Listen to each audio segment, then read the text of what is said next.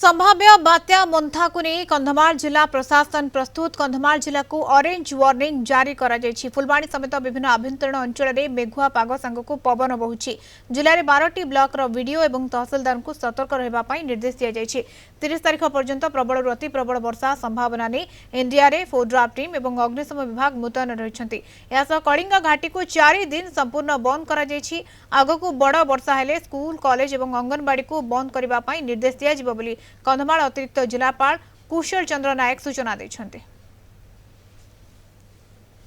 झिमिझिमि वर्षा होउतला केतबेले कोहला पाग होउची केतबेले खरा होउची। स्टेशन तरफ नोटिफिकेशन इश्यू होईची 27 रु 30 पर्यंत कलिया घाटी को न जिबा पई से स्टेशन में प्राय समस्त फॉलो करछन्ती। गाड़ी तो कोनोसी मूवमेंट कलिया घाटी द्वारा होउनी।